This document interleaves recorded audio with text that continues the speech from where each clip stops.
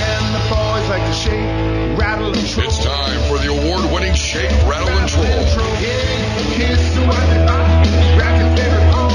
Me and the boys gonna shake. A show for the serious fishermen as well as the novice looking for tips from the pros. Shake, Rattle, and Troll, brought to you by Bill Luke Chrysler, Jeep, Dodge, and Ram. I-17 and Camelback Road since 1927. Yeah, we got the power, we got the speed. We're running wide open on a midsummer breeze. Freshwater, saltwater, watch out, boys. Bass Daddy Don's gonna make some noise. It's me and the boys gonna shake, rattle, and...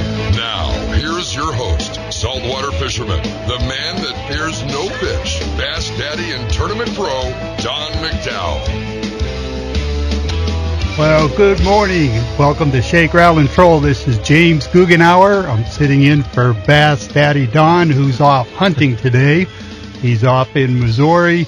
And the special cage on Calazar is also off hunting. But John may actually get a chance to join us a little later in the show. We look forward to that. But we have a great show for you today. We have a couple of guests in studio. First is Mr. Matt Shura, that probably everybody who's hearing me knows who Matt Shura is, one of our professional local fishermen here. So we're going to be hearing a good bit about his career and where he's taken his fishing and some good news on tournament wins this year. Also, we have Tracy Purdy, who is a tournament director of Let's Talk Fishing. This is a rim country-based tournament area, and Tracy's going to tell us a good bit about his tournaments. And also, he fishes many of the circuits, including the FLW, so we're going to get to hear some of that. And also the WAN, you fish, right, yes. Tracy? So good morning, gentlemen. Glad to have you on the show. Good morning. Hey. Thanks for having us. No problem. Matt, let's start with some of your background. And I was looking at your Facebook page, and I was amazed at the amount of tournaments that you fish in a year. Tell us just the amount of tournaments in 2014 that you've done. Oh man, you know it's a lot of fun fishing. I try to fish every weekend. To be honest with you, it keeps you sharp, keeps you good. That's the thing. And I'm very lucky. I'm a full-time firefighter for Gilbert Firefighter, or for Gilbert Fire, and actually I have to go to work today. Thank you for the guy that's holding over for me this morning. I do appreciate that. But I work 10 days a month basically, so that gives me a lot of time on the water. So I try to get out, every weekend, keep sharp. A lot of tournaments to choose from in Arizona. That's the cool part. I mean, you could pretty much fish every weekend in Arizona. There's a tournament going on somewhere. So I don't know if I fished 30, 40 tournaments last year, because some of the bigger tournaments are, a week long, and you have a week practice and a 3-day tournament. So, those take a little more time. But these local tournaments are a lot of fun.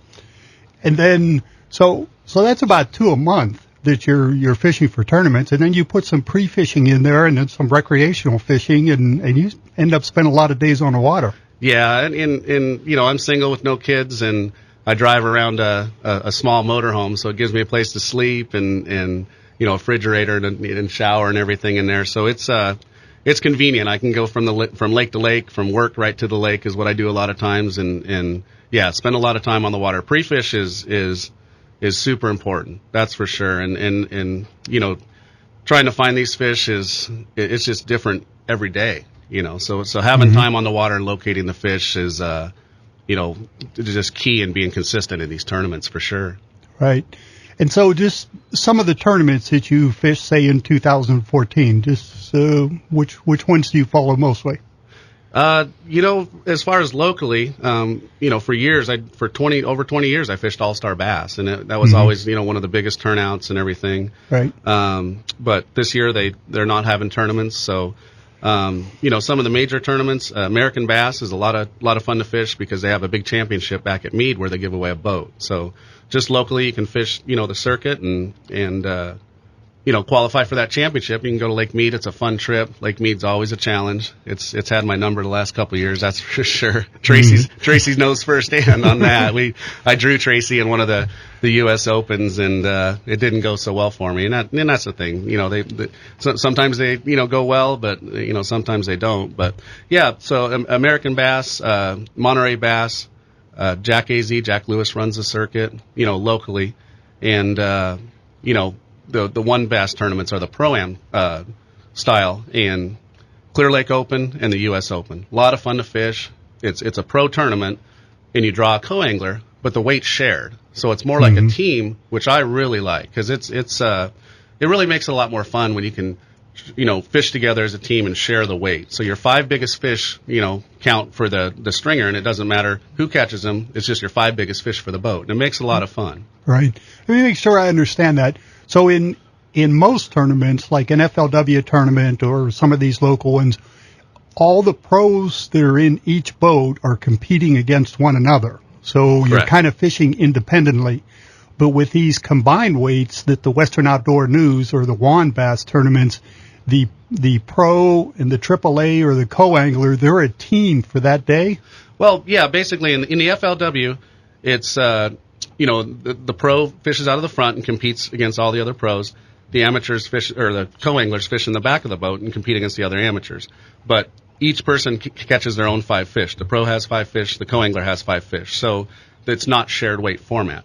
In a WAN Bass Pro-Am circuit, the pro and the co-angler weigh their 5 biggest fish, and the co's compete against all the other co-anglers, and the pros still compete against all the other pros, but it's just 5 biggest fish for the day. So it's a shared weight format. So it helps the pro in the combined weight to help your co-angler catch fish. Absolutely. Or maybe you learn a little bit more fishing in that format if you're a co-angler format. Absolutely. Right. And in those shared weight tournaments, and I know Clifford Perch pretty well, a lot of us will have rods rigged up ready to go to give them and give them the baits, that kind of thing. And it makes a lot more fun for the day, instead of, some of these FLW tournaments, you draw some really good co-anglers and I've been beat pretty bad by some really good co-angler fishermen and it's just a lot more fun, like I said, with the shared weight. So I really like the WAN Bass format with the Pro-Am in Clear Lake. I'll say that's just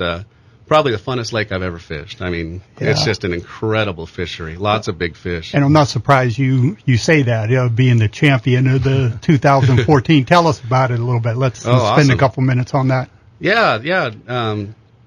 I've only been to Clear Lake a couple times for the WAN Bass Open, and it was a great experience both times.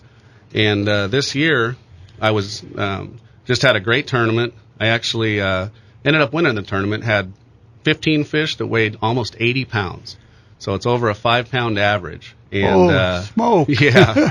And I'll be honest with you, in practice, I went out and pre-fished, and I really didn't have a solid pattern going on. I was throwing Senkos and frogs. I really was catching them on the frogs, but nothing really big, 3 to 4 pound fish.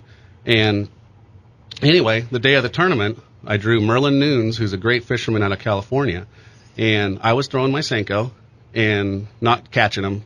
I started out with a frog, and we had a couple decent fish, but went to throw the Senko just to try to catch a limit. And Merlin actually threw a drop shot in a patch of grass, which, in Arizona we don't have a lot of grass. Saguaro has grass in it, but I don't have a lot of experience fishing grass. And Merlin pitched a drop shot right in a clump of grass and caught a 5.5, 6 pounder. Wow. So that's all I needed to see. Ding, ding, ding. Once I saw that, I didn't take a tree to fall on my head to realize it's like, man, maybe this Senko up on the bank isn't working. He turned around and threw in the grass. So the boat obviously turned right around and started working all the grass on this big flat, anywhere from 4 to 8 foot of water. I bit my Senko off as fast as I could and tied the drop shot on a little heavier line, 12-pound line. And we were using the fat robo-worms, the oxblood is always my favorite color. But that oxblood with the red flake was working really well. And just finding the clumps of grass, pitching right by the grass, if you could find a lane or any kind of hole in the grass, was incredible. And like I said, we had 23, 24 pounds in a matter of 30, 40 minutes, just for 5 fish. So right. We're catching. It's awesome, and it's an awesome feeling in a tournament when you catch a 4.5 pounder and you put it on the scale and you realize you can't use it. And wow. Now at that point, that's where you have to really think about managing your fish. It's like, okay, I got 2 more days. It's a 3-day tournament, so you have 3 days, and you kind of want to manage your fish. You don't want to catch every fish you can because you want to save some, for the next 2 days. So anyway, I had a great second day again. Did the same thing. Went and caught another 25 pounds, whatever I had, is just incredible. Now, on the second day, you have a different co-angler that you're fishing with, right? Yeah, we fish with a different co-angler each day. Now, are there rules that the co-angler can't tell, like when Merlin fished with you the first day, he gets with a pro the second day, can he tell him, hey, let's go over there where Matt and I fished yesterday? Yeah, no, you cannot do that. That's against the rules. The co-anglers that fish with, a pro the first day can't go the second or third day to tell him information. That's against the rules, and and it should be. You don't want to see right. You don't want to see somebody else like, oh, there's my co-angler from yesterday. Right. That wouldn't be very good. And okay. Yeah, it is against the rules, but okay. So day 2. Yeah, so day 2 caught another great limit, and I didn't realize I was until I pretty much after dinner and everything, I looked at the standings. I was sitting in second place, and I was less than a pound out of the win. And last day went out, struggled, and I was really, I really thought, hey, I'll still make a check. I had 2 fish, I think, at 1 o'clock or noon or 1 o'clock, and I just really said, kind of, I'm really discouraged because I was close the year before. Mm-hmm. I was actually in second place, I believe, the year before, also going into this event, but ended up drop shotting, went deeper, caught some good fish, and ended up winning the tournament. Perfect. Awesome. Perfect. What a good story. Congratulations. Brand new nitro boat and $20,000. Can't beat that. Okay, we'll be right back. Stay tuned on Shake, Rattle, and Troll.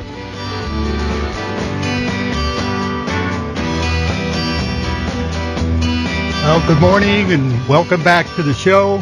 This is Shake, Rattle, and Troll. I'm James Guggenauer sitting in for Don McDowell today, who's off hunting in Missouri, I think it is. There's a picture on the Shake, Rattle, and Troll website of Don all decked out in his hunting gear, so be sure to check that out. Special guests in the studio today are Matt Shura and Tracy Purdy. Tracy, let's talk about, for those that don't know, Tracy is a tournament director for Let's Talk Fishing, and based out of Rim Country. And the tournaments that you guys run are a little bit unique. They kind of encompass a lot of different age groups and a lot of different skill sets for fishing. So tell us a little bit about your tournaments. Well, we have 3 different circuit series we go on one day. The first one we have is a high school series, and this is somebody in the boat has to be a high school age. And we kind of stretch it from, we've had 8-year-olds all the way up to 19-year-olds in the boat. Now, there can be 2 high schoolers in there, but there has to be at least 1 in the boat.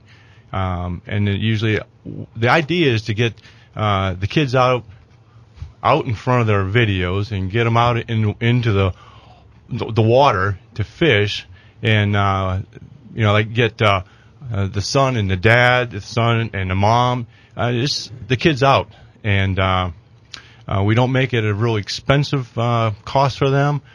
Just getting to the lake is expensive enough, so that's one of them. The second one is the guys who have, I like to say that the tractor boats with the 50 horse motors that, they get out maybe a dozen times a year, maybe 20 times a year.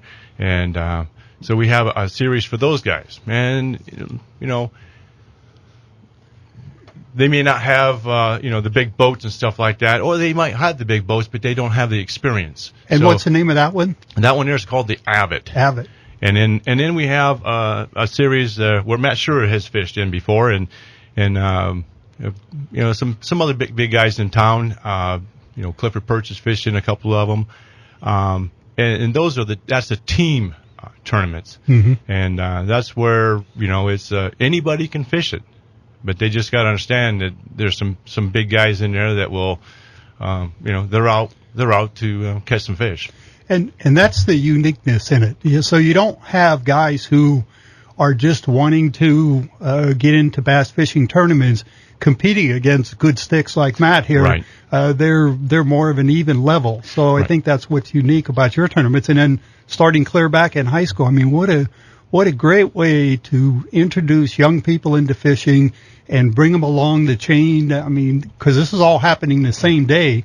So these younger guys can get autographs, and they can see like the Matt Schurers and the Cliffords of the world right there at the tournament that they're fishing in. Right, and like Matt Scherer and Clifford, these guys, they just sit around afterwards and they communicate with these kids, and the kids are asking questions and all this other stuff, and it's really neat to see that. Mm-hmm.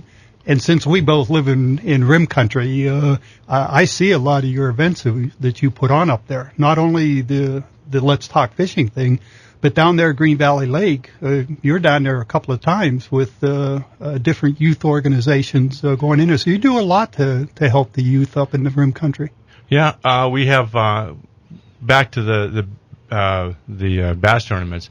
We also have called a little anglers tournament we put on throughout the year, where they're less than 8 years old, where they can go out and they can catch one species of each fish and bring them in and weigh them in. And some of these little guys are just awesome out there.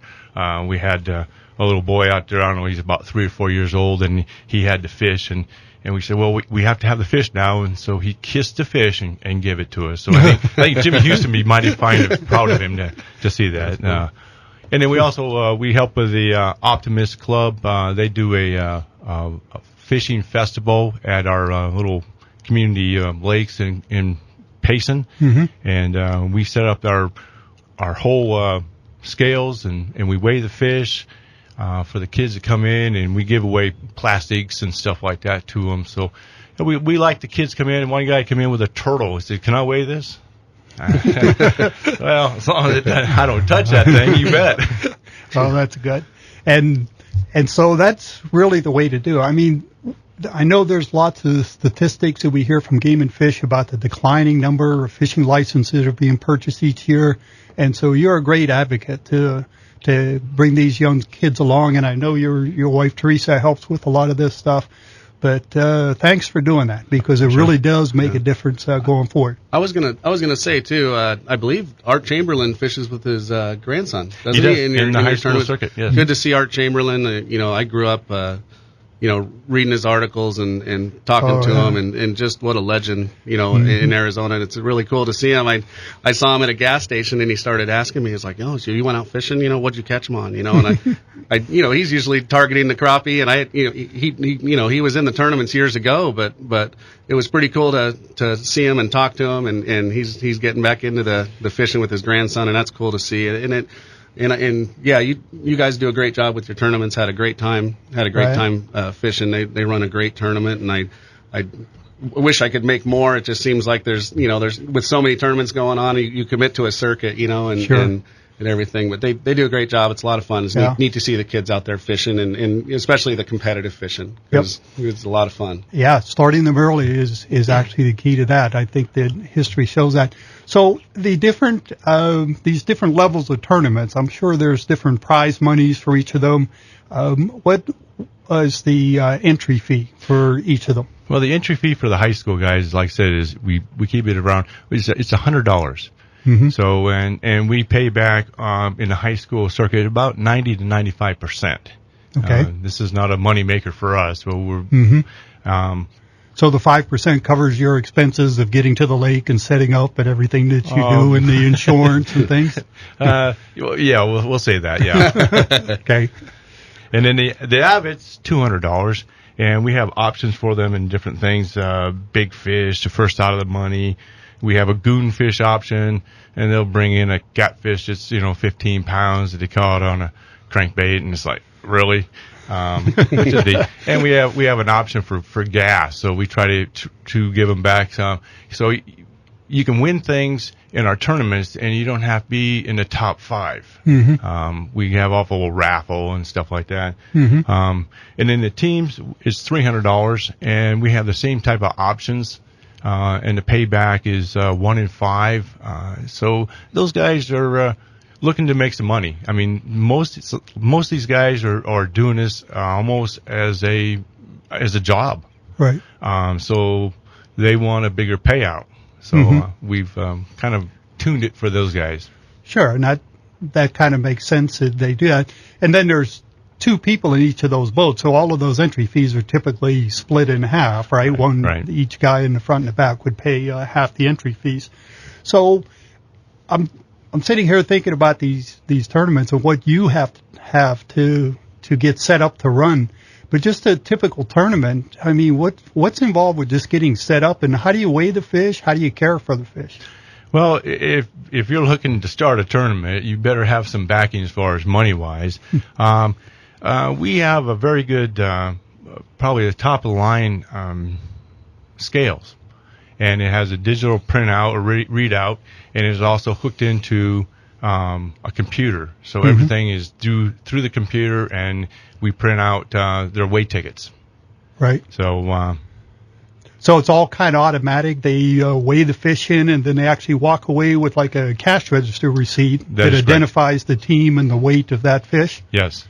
Cool. And then once we weigh the fish, then it goes into our tanks, our fish tanks, and they're taken care of until they're back into the water. Okay. Yeah, our recirculating kind of tank that's in there. Okay. Stay tuned. We're going to be right back on Shake, Rattle, and Troll with Tracy Purdy and Matt Shura. Thanks for joining us this morning.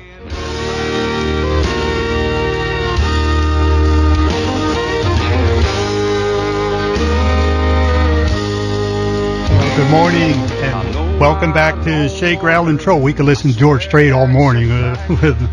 Hey, we're here. I'm sitting in for Don McDowell. This is James Guggenauer. Don's off hunting this weekend, and we have special guests in studio, Matt Shura and Tracy Purdy.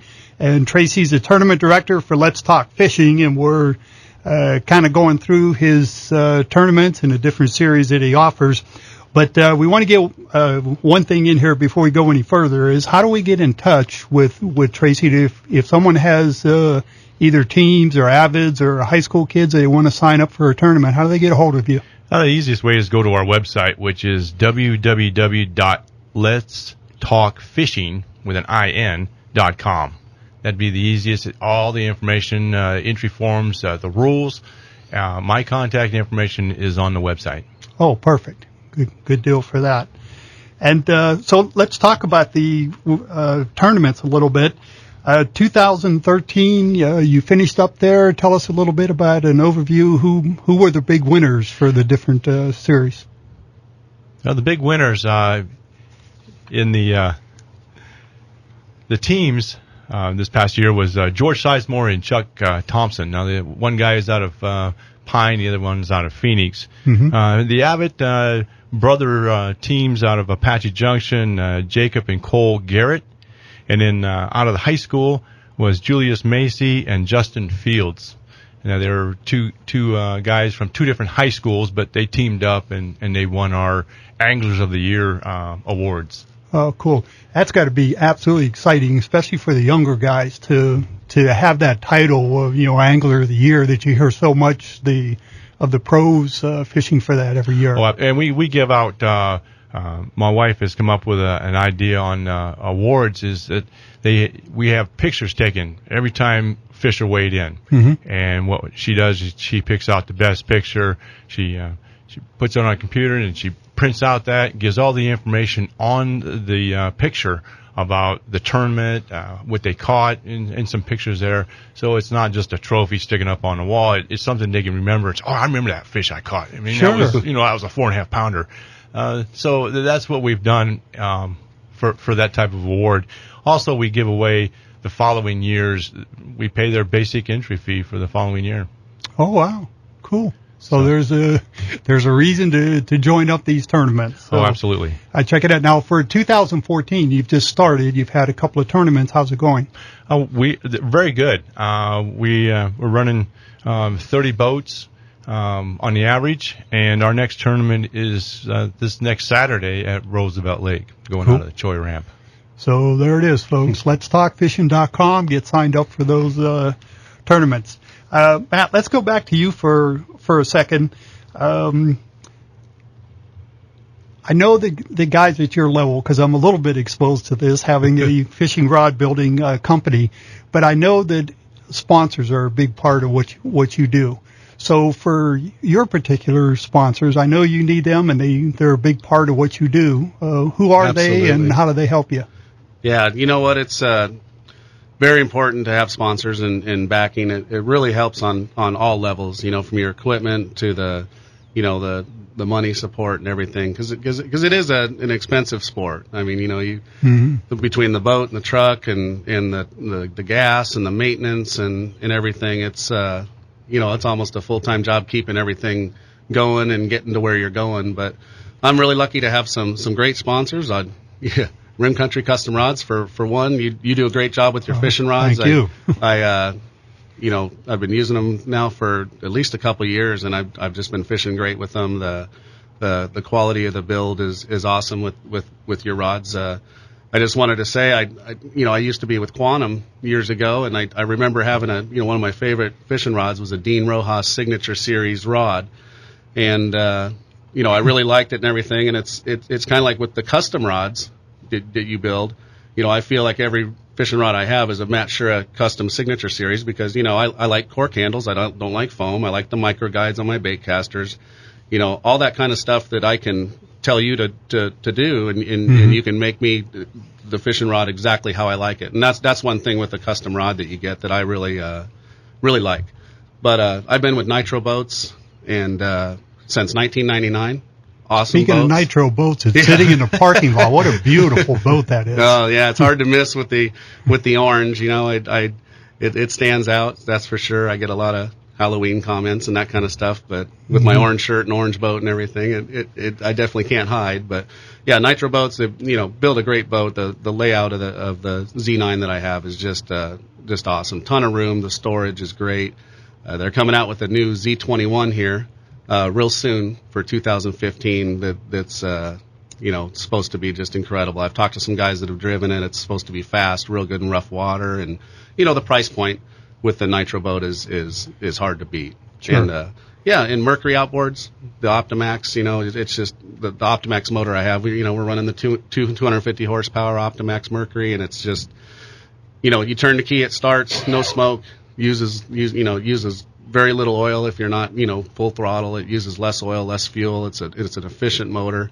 Just been really happy with it. And like I said, it's great to keep in the new product, show it off, and have really reliable equipment. Some of these tournaments we go to, it was a $4,000 entry fee for some of these FLW tournaments that the National Guard circuit that they had, and you got a lot of time and money invested in this tournament, and you go to turn the key to blast off, in the morning, or you have a failure during the day, and your whole trip's ruined. If you don't make it back to the weigh-in, if your equipment's not working, it's it's a waste of a trip, and so having the reliable equipment has just been great. I have no worries when I'm out on the water. It's just been fantastic. A&M Graphics, Andrew Napoleon, a good friend of mine. I know Andrew. Yeah, yes. Good friend of mine, and he's the one that keeps us all looking good out there with the boat wraps and the vehicle wraps, and he does the signs and banners and everything. I mean, he's got a really great business going over there, and I'm proud to be a part of the A&M Graphics team. Bass Pro Shops, of course, awesome store, and a lot of fun. We do seminars, every second Tuesday of every month there at Bass Pro Shops, 6:30. Talk about fishing tips. We have guest speakers, and that's a really cool deal. My title sponsor actually this year, my main sponsor, is Marlam Industries, and basically they do countertops, granite, stone, marble, and awesome company, great to have on board this year. Right. Anybody looking for countertops, Marlam Industries is a great place to go. Pine Ridge Property Advisors. I got to look at my shirt, make sure I don't forget anybody. Yeah. I'll check it out. That's for what's you. nice. I just make sure. And Rapala. Like, I've been using Rapala, the fat wrap growing up as a kid in Arizona. You couldn't beat the FR5 shad color or the crawdad color. It's just an awesome bait, and the new DT series of crankbaits, not newer, anyway, but they're, Rapala just makes great products. I've been with them for several years now, so really lucky to have some good support, and it's a lot of fun to promote your sponsors and do what we're doing. It's just it's key, you know. Absolutely. And, you know, one of the things that I've noticed, and once again, having the rod company, you're familiar with this, I see more non-outdoor or non-fishing or non-hunting companies that are starting to realize that there's a big market out here. There's a lot of guys that follow through the internet or just websites, and following guys like you and Clifford, John Murray, Josh Bertrand. Yes. I mean, everybody knows those guys and they watch them. So these guys are starting to move into that. That's got to be great for the industry. Yeah, absolutely. And you know, the fishing sponsors are great, but you know, I know, yeah, like you say, a lot of people have really branched out, and they're realizing how many, you know, impressions and the marketing part of this of driving that orange motorhome and orange boat down the road, yeah. you know, turns some heads and it gets a lot of exposure, you know, for companies and is real beneficial. Absolutely. Especially, Clifford Perch shares a story that most of his Bassmaster Elite tournaments are back east. So every time he goes to a tournament, it's cross country and then back again.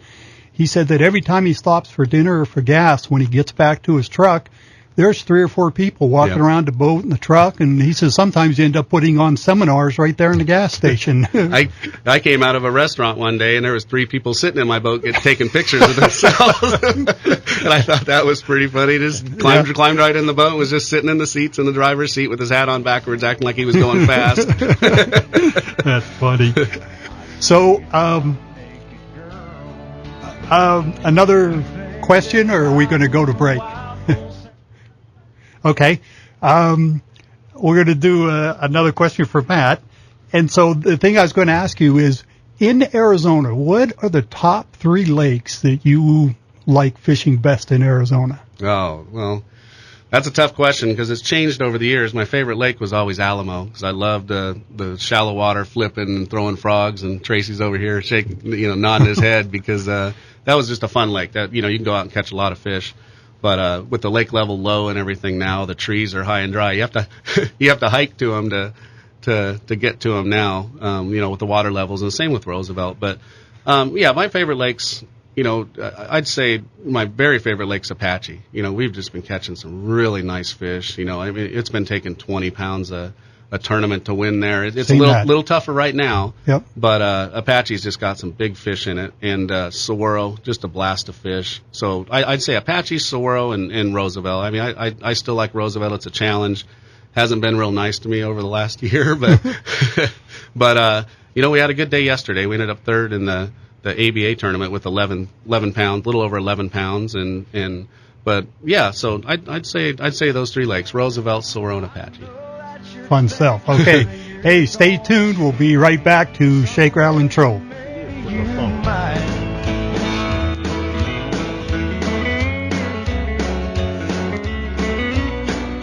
Well, good morning. Welcome back to Shake, Rattle, and Troll. We're here with Matt Shura and Tracy Purdy this morning. We're talking to Matt about some of his favorite lakes and strength techniques. What kind of fisherman is Matt Shura known to be? Well, it's funny you asked that. It's, I'm kind of good at the drop shot, to be honest with you. It's, I've heard that. We've, you know, Mike Brillhart and I have been really lucky to have great team partners fishing, you know, with, over the years. And Mike Brillhart and I really had a good run, you know, with that drop shot. We ended up winning a boat at the Lucas Oil, tournament. You know, we won a new Ranger boat, and every fish we caught was on the drop shot. And that, you know, at Lake Pleasant, it's just you know, if you want to be competitive there, you have to throw the drop shot. And you know, there's some things I do, you know, a little differently with it. And you know, actually, Mike's grandson Jasper fished with him and lengthened his leader, made a lot longer leader on his line, and we started doing that, and we started catching more fish. And basically, with the longer leader, that worm suspended off the bottom. Mm-hmm. But the key is to give that slack line. So a lot of people are just, you know, like to really, you know, shake that drop shot a lot and just keep that drop shot moving. And, you know, I fish with kids that the bait never even hits the bottom, and they just start shaking it right when they start casting and reel it in.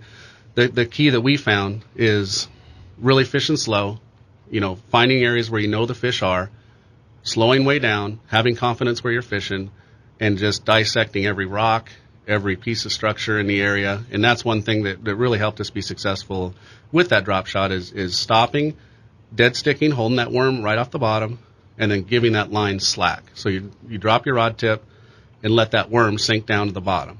And there's something about that falling movement that's just really natural to the fish. Whether it's a shad that's injured and trying to get away, it'll swim and then sink back down, swim, sink back down.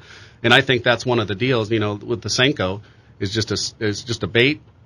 Why did the fish eat a Senko? It's not because it looks like a crawdad or it looks like a shad. It just looks like a stick in the water to me. Right, right. But it works great because of that falling movement and the slow natural fall. And that's where I think that, with the drop shot, lowering your rod tip and letting that worm sink to the bottom has been really good. But so are you getting it out there, listeners? All you fishermen out there, you've always been taught to keep that line taut on a drop shot.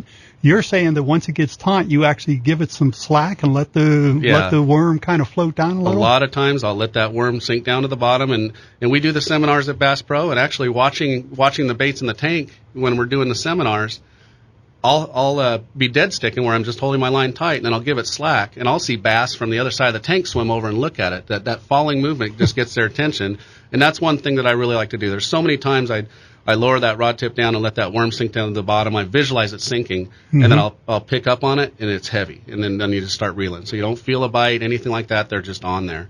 But so I drop shot definitely is a technique that in Arizona you have to use. I think to be consistent year round.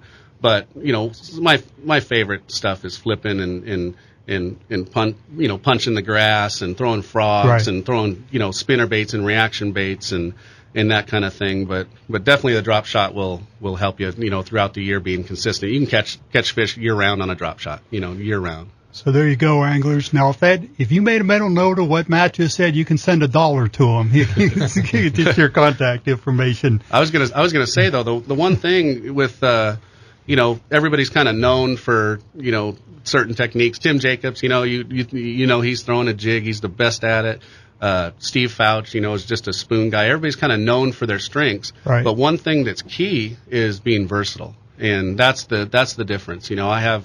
I have rods spooled up with 25-pound fluorocarbon that I'm using heavy baits on, braided line, 65-pound braided line with my frogs and some other stuff, and 6-pound fluorocarbon with a drop shot, and being able to fish from 6 inches of water all the way down. We've caught bass in 70, 80 foot of water at Lake Mead. Being able to catch them deep, being able to catch them shallow, being able to catch them on light line, being able to catch them on heavy line, and everything in between is really key. Like I said, to be consistent. Perfect. I think we have a caller on the line, Mark Harforth, that wants to ask you a question, Matt. Go ahead, Mike. Hey, Matt. How you doing? Good, Mike. How are you? Good. I'd like to first say something to not only you and some of the guests that listened, that Matt Sure is one of our pro team staff guys from Bass Pros that helps out with the BASS high school program here in the state of Arizona. And I'd like to thank Matt. He's a very consistent guy in coming out and helping with our high school anglers and helping them, with their tactics and their strategies on, how to catch fish, because these kids move on and go to divisionals, and then in the summer, in July, move on and go to nationals and compete at a national level for scholarships. So I'd like to thank Matt and a few of the other guys on the pro team staff that help out from Bass Pro, like Bob Urchike and Ken Larrabee. We're still trying to get a few of the other guys to come out, like Johnny Johnson, Scooter, and Gary Sneff. If those guys are listening, jump on board, get with Matt or myself, and come on out and help out. Yeah, Mike, I was going to say I have a lot of fun, taking the kids out and doing that. It's neat to see the competitive spirit in these kids and how they the adrenaline that gets going at the blast off, and these kids just fishing hard, and I have a lot of fun with them, a lot of fun doing that. And I'll tell you another thing, I've learned a lot watching these kids. I'll tell you, I fished with Taj White, and I was, I get competitive too, even though I'm not fishing. I want the kids in my boat to win this thing. I always do. It's just a competitive, nature that's in us. And the fish were chasing shad, and I was telling him, grab your topwater, and he throws his topwater and throws a jerkbait. The fish were chasing shad all over the place and wouldn't eat anything. And he looked at me and said, I'm going to throw my, my little swim bait he had. And I said, throw whatever you want. They're just not going to eat anything fake today.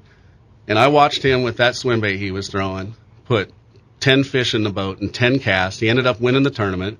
And guess what? I went to the store the next day to buy, and it's actually helped me. So it's a cool deal, a lot of fun. You guys do a great job, and look forward to going out again.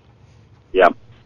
Thanks again, Matt, and we'll see you first of the year when we open up the 2016, end of the high school year, because we fish, the beginning of the high school year and the end, in February, March, and April, and we'll look forward to seeing you then. And you have a good holiday season, and the rest of you there at the staff of Shake, Rattle, and Troll. We'll talk to you guys soon. Okay, thank you, Mike. We appreciate it. We really appreciate keeping the youth involved in fishing. I mean, that's the key to everything. To like Tracy was saying, get them away from the iPods and the TV games, and get them out on the water and fishing. So, thank you for what you do, sir.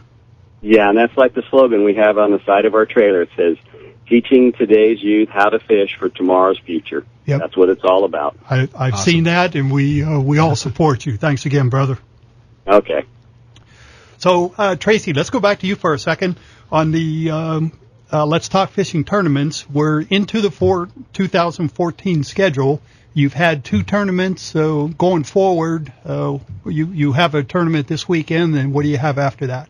After that, we kind of take a break until the 24th of January, and we'll be at Apache, one of Matt's favorite lakes.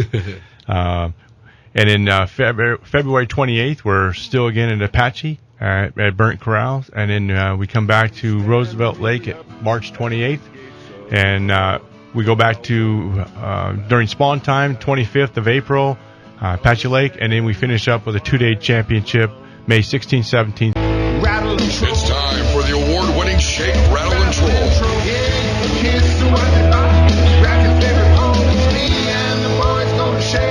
A show for the serious fishermen as well as the novice looking for tips from the pros. Shake, Rattle, and Troll brought to you by Bill Luke Chrysler, Jeep, Dodge, and Ram. I-17 and Camelback Road since 1927. Yeah, we got the power, we got the speed. We're running wide open on a midsummer breeze. Freshwater, saltwater, watch out, boys. Bass Daddy Don's gonna make some noise.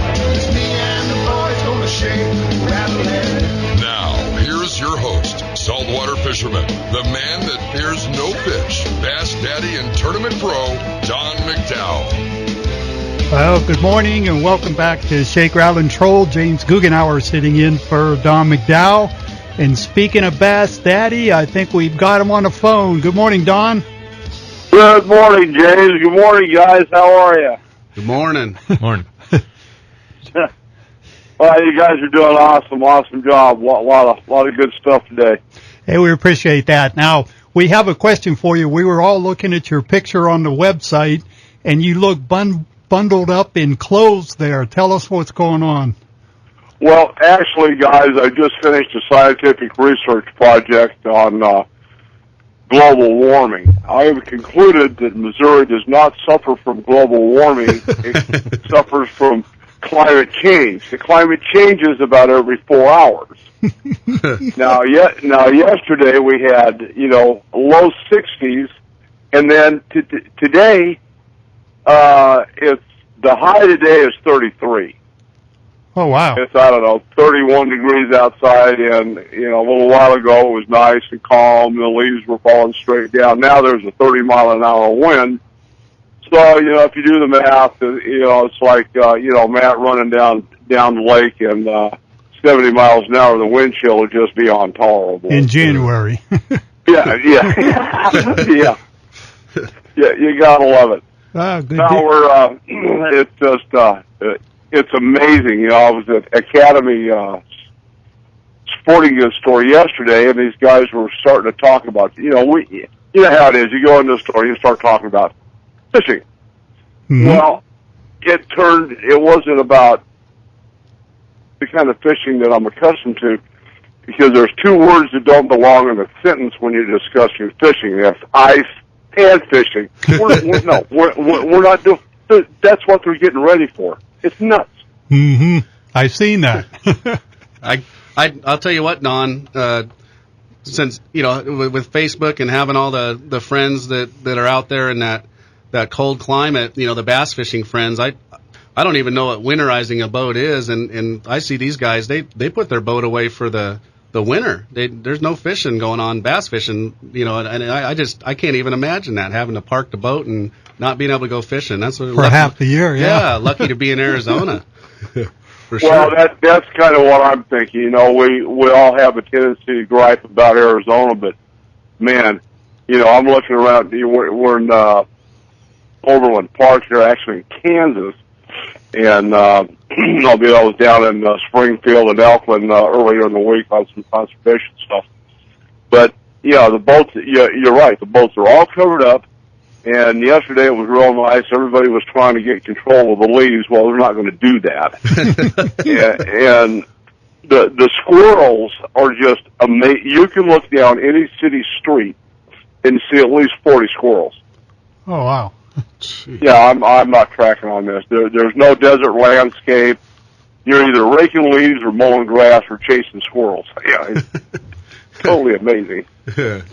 Now, I was also reading on the website, Don, tell us about sighting in your rifle like it, what was it, 200 meters or something? Well, actually it was 180, it ranged out 187 meters. Yeah, there's a 82 acre parcel of land that has a little, they call it a river. It's more like Oak Creek. It's not that, in fact, it's about half of Oak Creek, but yeah, it's pretty amazing.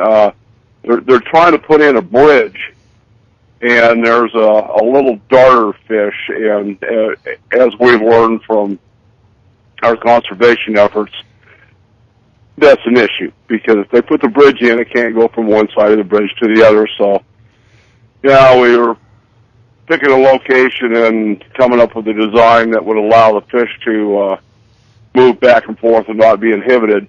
And it's kind of odd. Everything in Missouri runs south. This river runs north. And so, we got that all done. And then there was one other conservation effort. They have a lagoon that was part of about a 300 head of milking cow facility. And over the years, the lagoon, as they cleaned out the milk barn, the cow manure in the water made its way down into this lagoon, and there's about 4 foot of manure sludge in the bottom of it. And we came up with a way to get the sludge cleaned out without damaging the clay in the bottom of the pond. But then there was another issue. There was a groundhog boring holes and tunnels in the berm of the lagoon. So, being the conservationist that I am, it's not a problem. We'll take care of this. Well, the first day we didn't see him. Second day he popped his head up, ranged him at 187 meters, and recently finished sporterizing an AK-47 7.62x39. And first shot was a little bit high, maybe to the left a little bit, but it was kind of an off the cuff, maybe. So the backpack came off and laid in the grass, freezing for about 25 minutes. Groundhog came back up to see what that was, stood up, and let's just say he won't be boring any holes anymore. So, I feel like my conservation efforts have survived. There you go. We were Missouri just finished up their deer hunt. They have a number of they have antlered deer, and then they have an antlerless, which they're in now. But I was talking to a wildlife manager,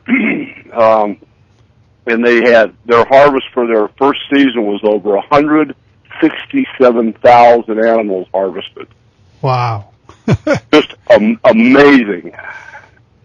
Yeah, we're all in kind of shock here because if we're out here, you got to get drawn to go hunt, and then you're lucky if you get one. So, those numbers are kind of overwhelming for back there, but that's good.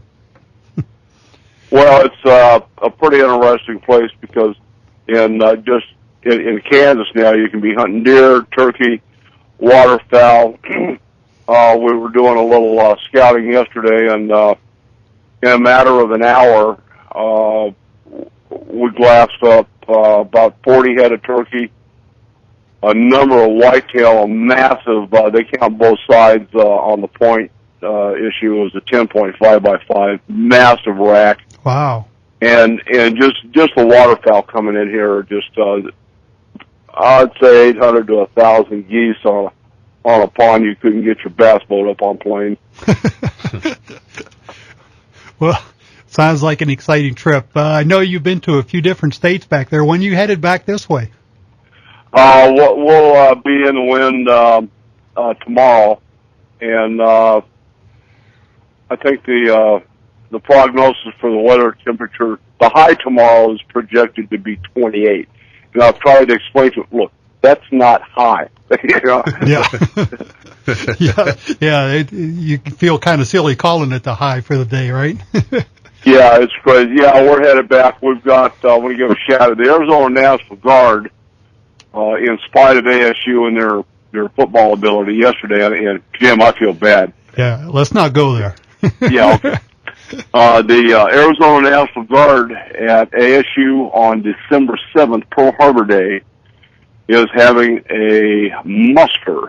There will be 7,200 guardsmen at ASU in review for the governor and some of our other state officials. They have a little expo going on after that for the guardsmen and their families, and it's open to the public. And if you guys have time, they kill two birds with one stone. Obviously, Pearl Harbor Day, very, very infamous day in our history that needs to be recognized. And then all the ordinary people at the National Guard doing extraordinary things.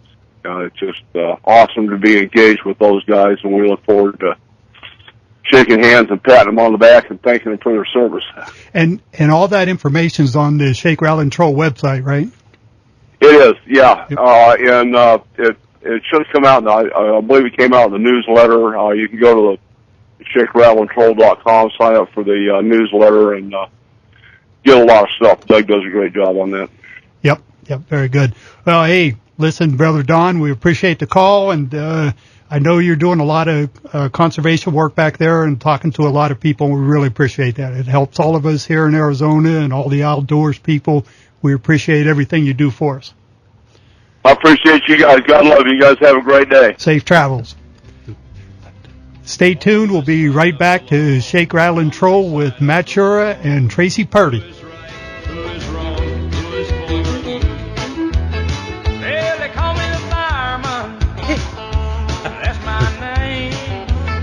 What a perfect lead-in. Here you go, Mr. Fireman Matt Shura. There you go. Hey, welcome back to Shake, Rattle, and Troll. I'm James Guggenauer sitting in for Don McDowell. We have Matt Shura and Tracy Purdy in studio this morning. So, Matt, we were talking about the different schedules, the upcoming schedule. Tell us about some tournaments you're looking forward to this year. Yeah, it's these local tournaments seems like I take a week at a time and get through with one, look at the schedule, and see where I'm going to fish next week. Who's next? Yeah, and it's just what lake we got to go figure them out on next. Is really what it boils down to. But this year I started fishing with Lon Armel, good friend of mine, and we've been doing really well fishing together. I'm very lucky to have some good partners. Team partners like I talked about before. Brad Cook I've fished with, Steve Fouch, Mike Brillhart, and Lon Armel. But we're fishing the Total Bass Addicts. They have a regular tournament on Saturday, and then they have a senior tournament on Sunday. And it's kind of ironic. They call it a senior tournament, but you have to be 40 years old. I didn't realize I was a senior. But I thought that's why you were fishing with Lon. Yeah, Lon definitely qualifies for that. And so we're fishing the Total Bass Addicts around here locally. We're fishing the American Bass and the Monterey Super Teams tournament. So there's 3 circuits, and Let's Talk Fishing, Tracy's tournament, I try to make, when there's no conflicts, that kind of thing. And I actually meant to go to the last one. I went to pre-fish at Roosevelt Lake. I spent a day on Friday at Roosevelt Lake to I had every intention of fishing Tracy's tournament, the Let's Talk Fishing tournament at Roosevelt. and Lon was on his way up. And I went out that day to pre-fish on Friday, and I went looking deep, throwing spoons and doing what the fish should be doing this year. Right. This time of year, the fish should be. I guess the fish don't read the book. But I caught 2 catfish, 3 yellow bass, and a couple nice crappie. But wow. Unfortunately, you can't weigh those in the tournament. So I did catch a few little largemouth, but I called Lon because there was another tournament at Apache. And I said, man, we got a better chance at Apache, I think. And we went to Apache Lake for the Monterey tournament and ended up winning it. So it was kind of a good call. I guess it's Tracy's shaking. Tracy's kind of frowning here. Tracy might not think so, but I knew Dave Stokowski and Greg Valenzuela, I believe, won that tournament, and they won yesterday also. They're on fire at Roosevelt Lake. They've really got them figured out, and that's the thing. Those fish are in 2 foot of water, and they're in 42 foot of water right now. It's pretty right. challenging, but yeah, and I'm hoping to fish the FLW circuit. I know we have the first ones at Havasu, and I'm definitely going to plan to make that. One bass, like I said, I have a lot of fun fishing the one bass pro-ams. They have that one at Clear Lake. Like I said, that lake's just a big fish factory, and man, if you don't have, you weigh 20 pounds and feel like a star, and you're in 30th place. It's just an amazing fishery. The bass are just angry and big and fun to catch. Frogs, fishing grass, flipping, punching. It is so much fun fishing that place. And then Lake Mead for the U.S. Open. The U.S. Open is the premier fishing tournament in the West. It's just Clifford Perch. They call Lake Mead the Great Equalizer Lake because it's so big, it's clear. You can catch them so many different ways, but it's by far the most challenging. The wind picks up there. You can have 6-foot waves at the drop of a hat. The weather. They call it the Great Equalizer because it puts us all on a level playing field. But Clifford Perch has seemed to figure it out. I don't know. It's a level playing field unless you're Clifford Perch. Yeah. He's just amazing on that lake. And I drive home scratching my head. At least the last couple of years, just drive home scratching my head. And he's really got those fish figured out at Lake Mead. And he's just a phenomenal fisherman, the best in Arizona, in my opinion. Yeah. This was his third win at the U.S. Open, for those that don't know it, and quite an accomplishment. But all the Western anglers out here have had some success from year to year there. You've done well there before in the past too. So yeah, I've cracked the top 10 twice, but these last few years, man, that lake's just humbling. Anytime you drive away from a tournament and you win, you just you feel great and you get confidence and you start to feel like, man, I'm pretty good and I can compete with anybody. And then the next week you go and get killed. Right. Have a tournament that's just horrible, and then you think about selling your boat and your tackle and what can I get? I wonder what I could get for all my stuff. And then you go the next week and have a good tournament and it's just it's a most humbling sport. And Lake Mead is by far the most humbling lake. I'll tell you. I drew Tracy. I told you at Lake Mead in the U.S. Open. As a AAA? Yeah, as a AAA. He was my partner for the day, and I think you can attest to it. He saw the disaster happen. It was really neat because after day 2, I was in 18th place, and I look and say, okay, who's my third day partner? I said, Matt Sherrill. Oh, man, I'm going to get a paycheck today. Well, I don't want to hurt. He brought it up, so I it happens to the best of us. And we went to his spot. He gave away one of his spots to some other fisherman, to Johnny Johnson, I believe. And we went to his spot where he was catching fish the day before, and he catches a crappie or bluegill or something first off. And bluegill. I said, man, I don't think this is the right kind of fish we want to catch. And we caught, 3 or 4 pounds, and Johnny Johnson, who went to his other spot, he just raked them in. And it's like, okay, well, that was a choice he made. But from the weight that was caught, it moved me down to one spot out of the money. Yeah. Well, that's fishing. And that's fishing. Man, I'm sorry about that. I tried hard. I tried hard. I really did. So, let's continue with that thought. I know you're a fireman, EMT, been doing that for a lot of years now. What's your career plans? Are you gonna move to this full time? Boy, I'd sure like to, and that's the goal. I have 17 years in the fire service, as a paramedic and engineer. So I basically drive the truck and So that's the goal, is to, I'm hoping if it works out, the economy seems to be getting better, and the sponsor support is seems to be getting better. Coming around. Things are really looking up in that department, and I'm, my career plans would be to hopefully in a few years, retire and fish full time, and that includes, I think, guiding. I'd start guiding, doing some guide trips, that kind of thing, and the off season, that kind of thing, and then try to fish the Bassmaster Opens and try to qualify for the elites. I think that's the Elite Series and Bassmaster. That's the goal, I think, of a lot of people. But I'll tell you what, to do what Clifford Perch and Josh Bertrand and John Murray's a legend and been around forever, and fishing the Elite Series. These guys, it's just.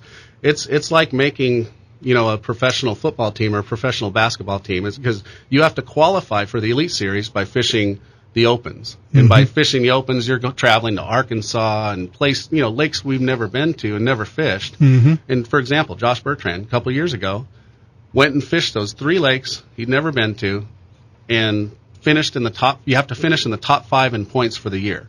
Josh ended up getting Angler of the Year in that circuit, the Bassmaster Opens, and which qualified him for the elites. And it's just an accomplishment that is just, it's amazing. What a phenomenal fisherman, angler, and he's a great guy also. But yeah, so that would be the goal. But like I said, you could fish for years and never qualify for the elites, and I realize that. And I'm having a ton of fun just fishing locally and just being out in the water and the competitive fishing and everything that comes with the sport and promoting it is just a blast. Right.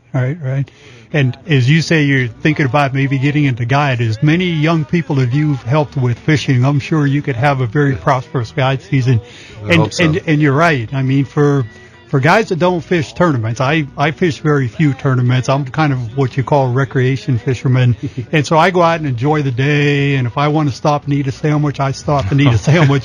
But when it moves to the level that you're talking about, like what Josh did there with the qualification, I mean, that's a whole different level of fishing than what we're used to. Absolutely. So, hey, thanks for joining us on Shake, Rattle, and Troll. We're going to be right back here in a minute with Matt Scher and Tracy Purdy right after this commercial.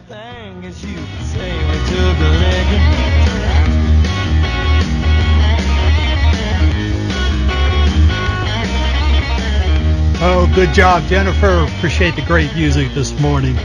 Hey, this is the time of the show we do the fishing report from downtown Payson, and yours truly. Usually I'm on the telephone. This week I have the opportunity to be in studio. So bass fishing on Roosevelt Lake was called fair this past week by local experienced anglers. The condition on the lake are definitely late fall conditions. Fish sense these changes in the water condition, and they are adjusting to them. With water temperatures in the high 50s and low 60s, experienced anglers know that warmer water is where the bass will be more active. The afternoon bite is clearly better than the morning bite this time of year. Also, bass are moving to deeper water where the water temperature is warmer than at the surface.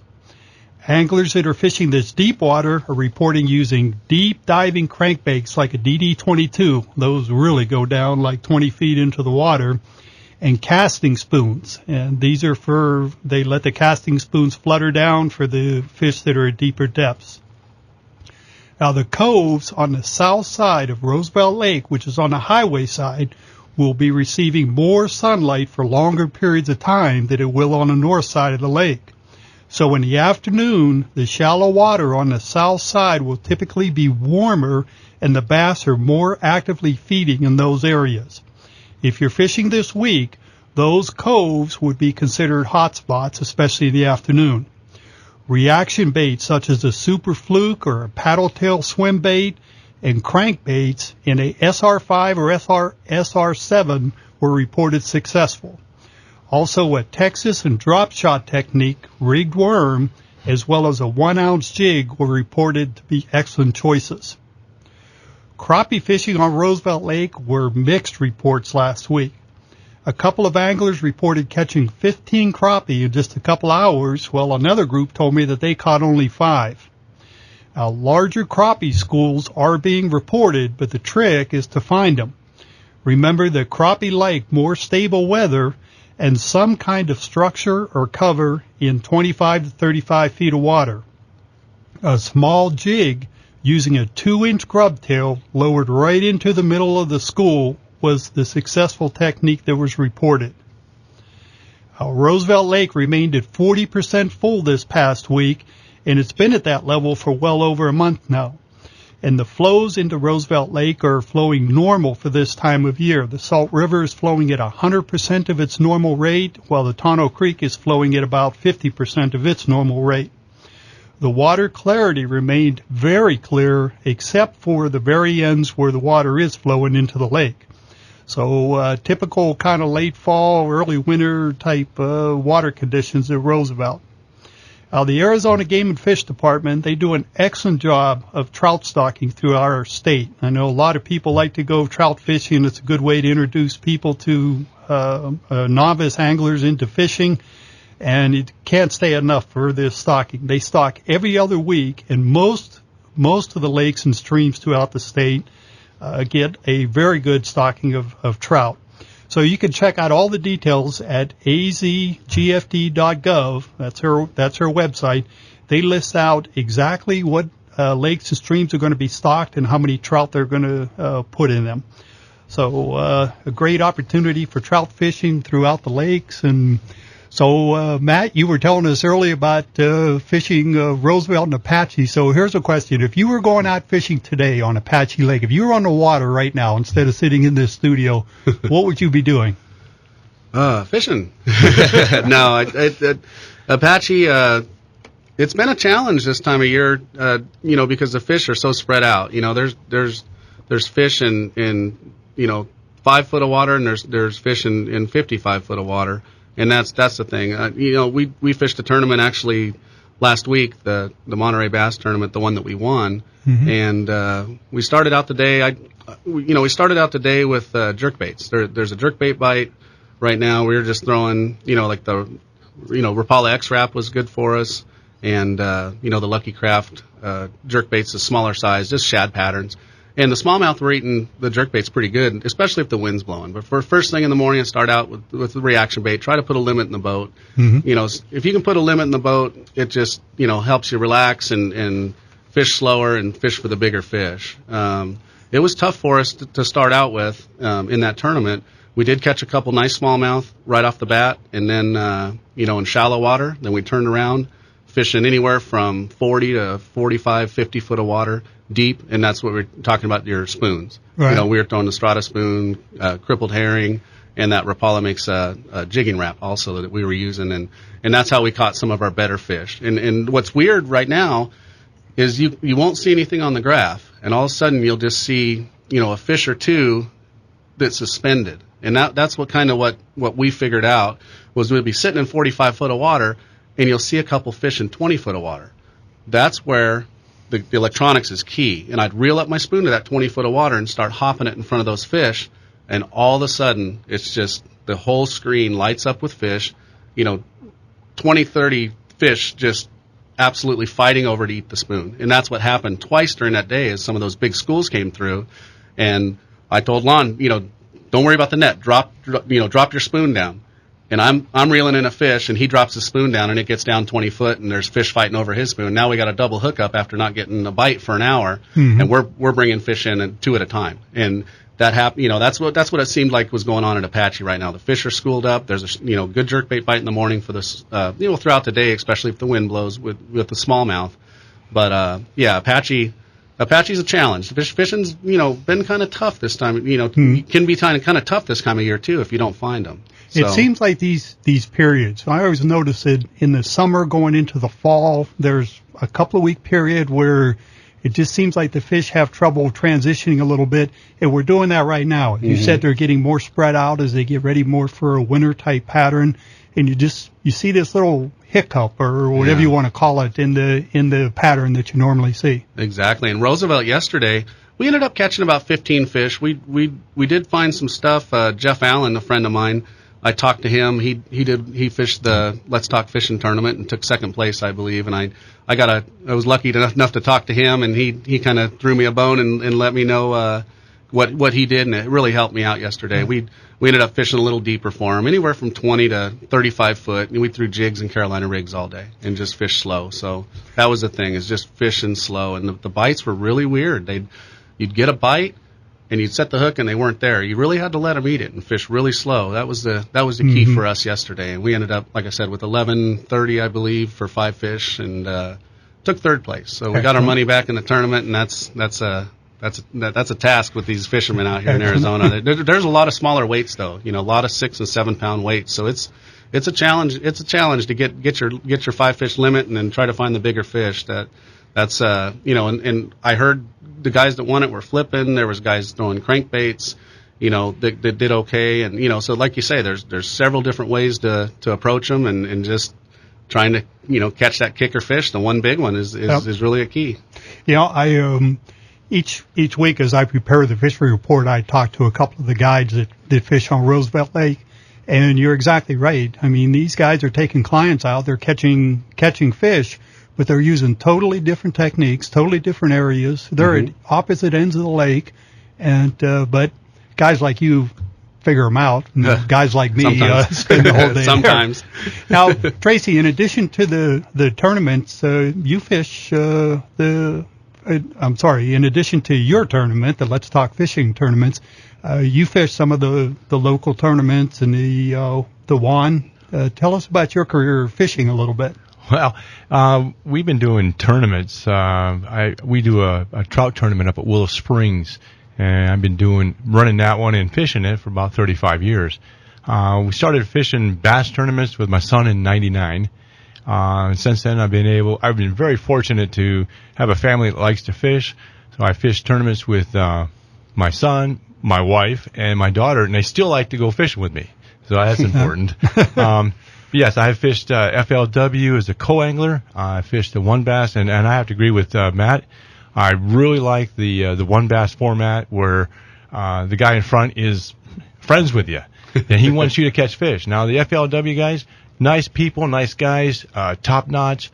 They're not really interested in seeing you catch fish, because I had one guy say, if you're catching fish back there, that means I missed them. And so it's kind of a different format. Right. So, one more question about that.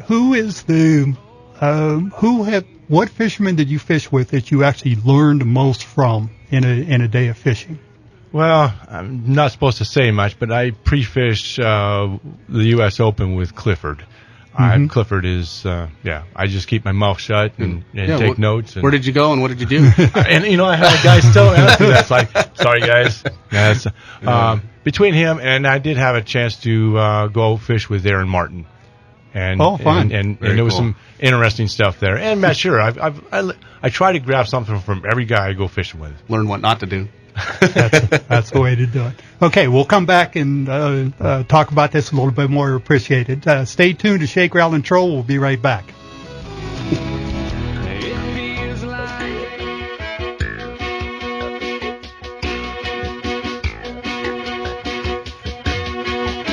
Good morning and welcome back to Shake, Rattle, and Troll. James Guggenauer sitting in for Don McDowell this morning, and in studios Matt Shore and Tracy Purdy. We're talking to Tracy away from his tournament director job, more to his competitive fishing. So I know you fish mostly the Western tournaments, and you fish some of the WAN tournaments and even the FLW tournaments that are there. So as a co-angler, what would you say your strength of fishing is? Like Matt said that he's known as a drop shot fisherman. What are you known as? I'm not sure if I'm even known, but my favorite, I'm going to have to go with a drop shot. It like Matt said, you can use it year round. It's not a certain time of the year type of bait. You can use it. It's really universal because you can use worms on it. You can use little creature baits. You can use big creature baits if you just change the hook size and the line size and all that. So I think that's a good all around go-to bait to fish with, and anybody can use it. I mean, you get yourself a little wad of lead at the bottom, put your hook on there, and you're good to go. Now, I was talking to Bill Kyle. This is Mark Kyle's dad up in Tonto Basin one time, and this was several years ago, right when the drop shot technique came out. And Bill Bill made two observations about a drop shot. He said the first thing is, to the bass, a worm that is just sitting there floating is an easy meal. And that's why they'll just swim by. A lot of times they say with a drop shot, you just see your line moving through the water. They said the reason is that bass doesn't attack that bait like it will if it's chasing something. It'll just swim by and pick it up. He said that's the first reason that it's mostly successful. And the second reason was that it forces fishermen to slow down. What do you think of that? I agree with that. There's a lot of, there's some guys out there that are they won't touch a drop shot rig. It's like, you don't know what you're missing. Oh, is that why they brought Matt that pink rod? Yeah, that's it. I've been called a sissy before and all that, but I like flipping and punching and throwing frogs with the best of them. But yeah, to be versatile and well-rounded, I think there's not a competitive successful competitive fisherman out there that won't pick it up when they have to, for sure. Right. Now, is it, and maybe Matt, because you go a little bit further away, is the drop shot as popular in other areas of the country as it is here, or is it something more unique to the West? I think it's definitely more unique to the West with our, deep, clear waters and being, downsizing your line. We're using, some guys are using 4 and 5 pound fluorocarbon, really getting the lighter line. The lighter line you use, the better action you get out of your bait, for sure. But yeah, I have friends in Texas, that fish and they're drop shotting out there. I mean, and they're doing very well, but it's not near as popular. Not near as popular. Right. Yeah, you were talking about the lighter lines. I was talking to Clifford one day. I just ordered a bunch of fluorocarbon line, and I was talking to Clifford, and he said, "Yeah, I fish a 4 pound." And I thought, well, now I got to go place another order. So, Tracy, so drop shot is your technique. What's your favorite bait to put on? Well, I got Kurt Russell. He's the owner of Little Chunk Baits. Little Chunk Baits. Yeah. He has a little oxblood worm, about a 4.5 inch worm. It's got a different type of head on it than most. I use that one a lot. Otherwise, the number 2 one would probably be everybody's favorite, the Morning Dawn with a chartreuse tail and a 4.5 inch. Right. And there's something to that too. I mean, both you guys are drop shot guys, but I always find that at certain times of year, it's the translucent colors that work better than the opaque kind of colored baits. And I even think, Matt, you were saying earlier the oxblood was one of your favorite colors, but even at that, if you look at it up through the sun, it's kind of in between. Yeah, it has that vein through it that gives it kind of a hue, which is and you see that color if you turn over a yellow bass or the bluegill has that kind of a blue hue to it. It's a natural, it's kind of a natural color, and I've said it before. These bass, they just don't eat crawdads and shad. I mean, they're eating those yellow bass, they're eating bluegills, they're eating crappie. One of the night tournaments, I know Todd Herman had some big fish, and he was scooping out. He scooped out a couple almost full-size crappie that were, a little bit digested, and said, well, there's a, half a pound I lost there. Yeah. There's a half a pound I lost there, at the weigh-in. Yeah. And so it just tells you those bigger fish, definitely key in on, I think, some of those bigger baits. Yeah, that's for sure. They'll do that. Let's see. I was going to ask Tracy another question, and it just slipped my mind. We were going to talk about your contact information again. We wanted to make sure that we got that out a couple of times. And once again, if you've got a youngster that's interested in getting into fishing, or you're thinking about breaking into competitive type fishing or tournaments, but you don't want to compete against guys like Matt Schurer week in and week out, then it's Let's Talk Fishing. So what's that contact information, Tracy? The website again is www.letstalkfishing.com. And my email address is letstalkfishing@gmail.com. Like I said, all the information is on the website. You'll see pictures of guys who've fished it, and we have a good time out there. So it's And then with your co-angling, so we heard some tips from Matt as being at the front of the boat, you being in the back of the boat, to all of the co-anglers out there, or AAA guys, or guys that are thinking about getting into tournaments there, what's the most important thing that they can do as an angler? I think as a co-angler, don't take a whole lot of stuff on the boat. I mean, the pros are giving you one little spot, and I recommend taking maybe at the very max 5 rods, and be universal. I mean, you got to have you can't take your whole boat with you on his boat, but you take a little bit of everything. And if you're fishing one bass, they'll give you stuff to use, and at FLW they will too if if they feel sorry for you. Are there any rules against that? Are you allowed to share baits with a pro in all the tournaments? I'm not sure. They have different rules in the shared weight format. Mm-hmm. Absolutely. I mean, we can share fishing rods, share baits, all that. Right. The FLW tournament has some rules about the co-anglers helping the little pros, more and I'm not real sure on that Okay. about the current rules. Okay, sorry, Tracy. Oh, no, it's good.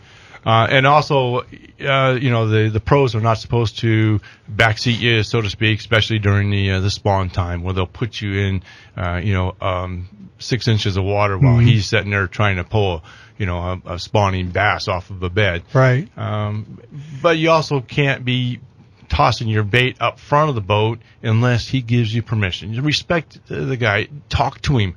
Find out how he wants to handle it with you. I mean, you want me to grab the net on every fish? Do you want me to net?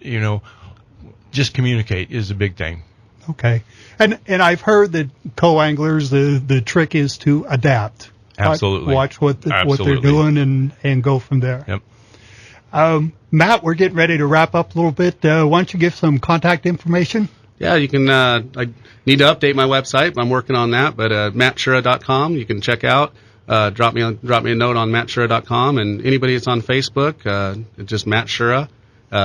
Facebook's been a great place to keep up with fishermen. When Clifford goes away or John Murray, you get a Josh Bertrand. You can follow these guys on Facebook and see about their day. Pictures of fish and everything. And so friend us on Facebook. It's you can go to mattshura.com or on Facebook, Matt Shura. Perfect. And let's talk fishing for Tracy's contact. Gentlemen, we appreciate you being here today. And, thanks for having us. We wanted to get some special shout-outs to Jennifer behind the glass there, who walked me right through this today. Excellent work. Thank you. Patrick, thanks for being here. Doug Stricker, thanks for your information. And last, Big Daddy Don and John Colazar. Great support staff that got us through the rest of the show here today. So appreciate everything. Don will be back next week, and have a great week of fishing, and we hope to see you out on the water.